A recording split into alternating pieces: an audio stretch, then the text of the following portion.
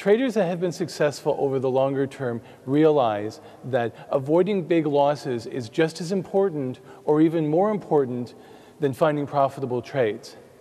In this video, we'll introduce some of the key concepts related to risk management. Traders that are successful over the long term also tend to have successful risk management techniques. They're quick to cut losses on trade and move on to greener pastures. They trade small initially when entering a new market in order to gain experience. They trade where the odds favor success and avoid marginal trades. They take a diversified approach to trading, and they're more focused on exiting a trade than entering a trade. The key to all of this, and the common goal, is to maintain and preserve capital for the long term and minimize the impact of trading losses on your capital base. Large losses on an individual trade can be devastating for a trading portfolio. Following a 10% loss, it takes an 11% return just to get back to where you started. On a 20% loss, you need to make a 25% return just to get back to the beginning. On a 50% loss, you need to double your money on your remaining capital just to get back to where you were. There are a number of ways that traders manage their risk through the whole trading process. First of all, they look at risk in terms of their overall portfolio and capital base. Risk management techniques are also used in selecting which trades to put on. And also, once a trade is actually underway, risk is managed as well.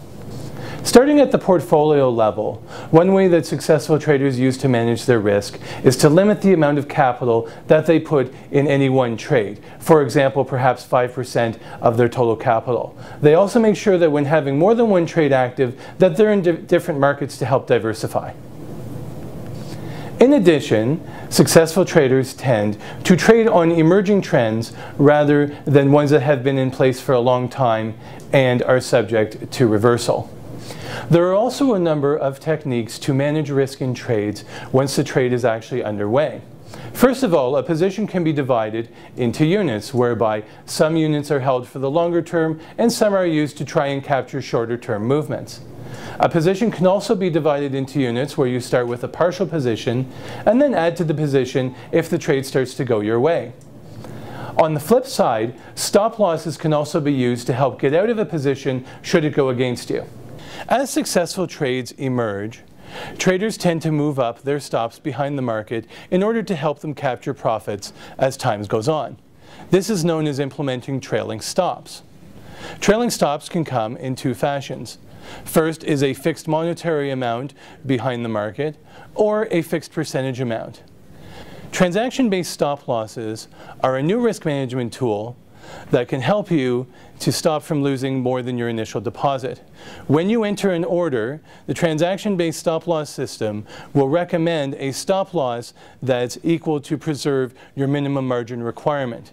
This way, should the trade go against you, you can be automatically taken out before you get a margin call and having to worry about what to do then. Traditionally, when choosing which type of order to place, traders have had to consider the trade-off between price and execution. Market orders can be filled very quickly, but in fast-moving markets, you may have to give on the price. On the other hand, limit orders, you get to set your price, but you may not necessarily be filled. Boundary orders are an attempt to bridge the gap between the two. They enable you to set a range of prices that you are willing to be executed on, but to exclude markets that move too far against you. In this video, we've introduced a number of ideas and methods for managing risk in trading. In other videos in this series, we'll go more in depth with technical analysis concepts that help to generate trading objectives and stop loss levels.